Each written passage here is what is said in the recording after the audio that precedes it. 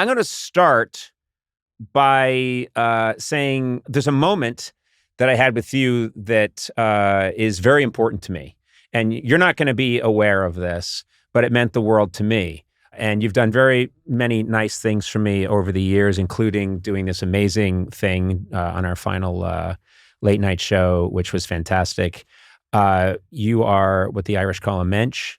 And just before we started the podcast, you very sweetly came over and you offered your condolences about my parents passing away last month. And it reminded me of this very special moment in my life when my mother came to town. She didn't come to New York often. She was, pretty much stayed in Boston. And the biggest thing to do at that time in New York, it was the biggest thing in the world, was go and see the producers.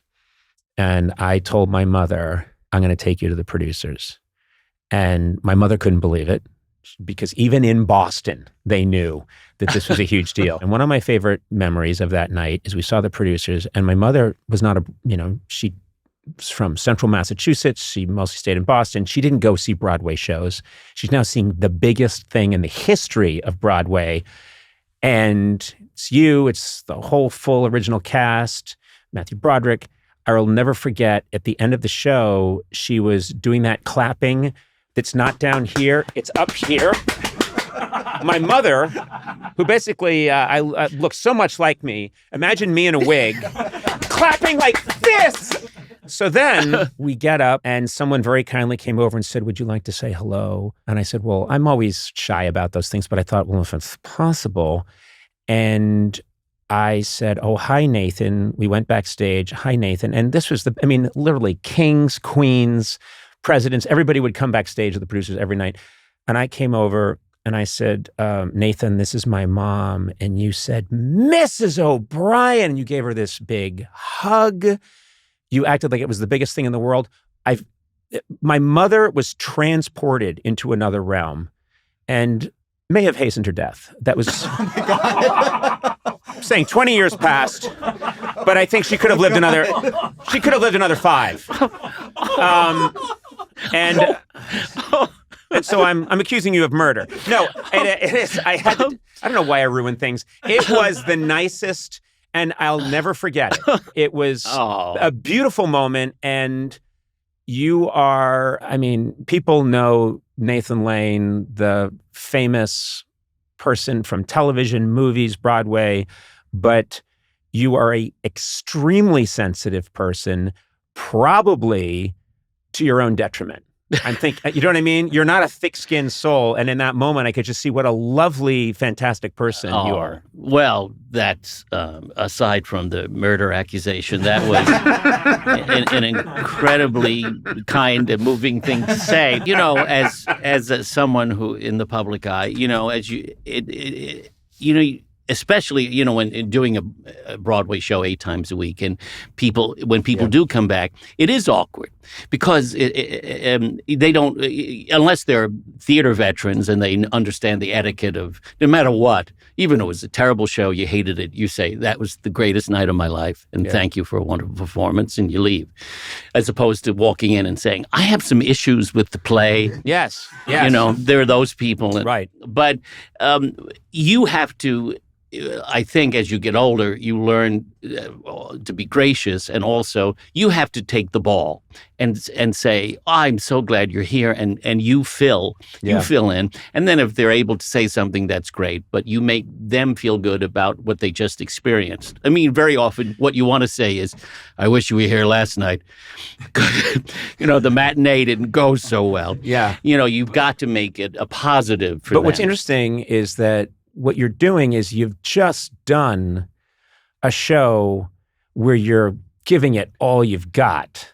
Yes, Matthew was working hard in that show, but come on. You're using your instrument in every single possible way, and then I don't think people realize when they come backstage, you're putting on another show for them. You're worried about them. You're making sure that they get what they need, which is kind of insane, you know? Well, You should be taken away by helicopter the minute you're done with a performance. Exactly. Yes. It's that's a part of the gig. Yep. And then you go off and go to immediately to bed. But it's it's why I wouldn't want to do it. I wouldn't want to be in the middle of a musical anymore 8 times a week. Right. It's a young man's game because Right. it's like being a quarterback. This is something I'm specifically interested in. In my career, I put a lot of myself into things. I'm very energetic. I'm not I run hot. And when all those years of doing the late night show, sometimes we would finish the show. We used to do it from 5:30 to 6:30. Then there's, you have the postmortem, you talk about the show. I would do a whole other show in the show where we talked about the show, which many people said was better than the show because I would, do long riffs and stuff. Then I would go up and talk to get the makeup off. I'd go talk to the writers. I'd do a show there. Then I would come home, and I always had a real problem with the transition to, I'll just curl up with a good book. Yeah, no, you can't. Yeah, when you're with that kind of energy. Yeah. Yeah. And so what did you do? Did you have a trick for, because I'm just thinking, so many Broadway references. I saw you before I even started the late night show, I think. I saw you do Laughter on the 23rd Floor. And I was like, I don't know how he goes to sleep tonight. Like, I don't know how he... Well, there was just many years of just a lot of drinking. That Let's point out there, if you're out there and you have trouble sleeping, drinking is the message we have for you. That really helps. I think it's just... Look, those days when you would go out, you would if it didn't go well, you would go out and have drinks. Yep. And if it did go well, you went out and had drinks. And, yes. And you could get away with it in your youth. Yes. But that changes as you get older. You just go to bed a little later. It takes a while to come down from all of that. I used to go to sleep at 1:30, 2 in the morning. Sure. And it was... well, wouldn't you'd talk to your wife, wouldn't you? I wasn't married at the time. Oh, okay. But I knew who she was going to be, so I'd call her. She'd say, "Who is this?" And I'd say, "It's your future husband, Conan O'Brien." Oh, and she would say, "I'm not a fan of that show. Sure. He seems needy." But I think remember the one time I saw you, we were at the Angelica Cinema? You know what? I know exactly what you're talking about. And I was like, it was like seeing your teacher, at the supermarket. I was like, it's Conan, and I can see his legs.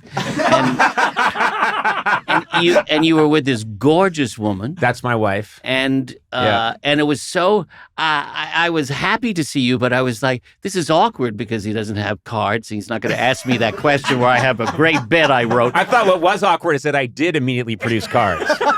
Nathan, now tell me, I understand you have a funny story about avocados. And then I threw to commercial while we were standing waiting to see a movie.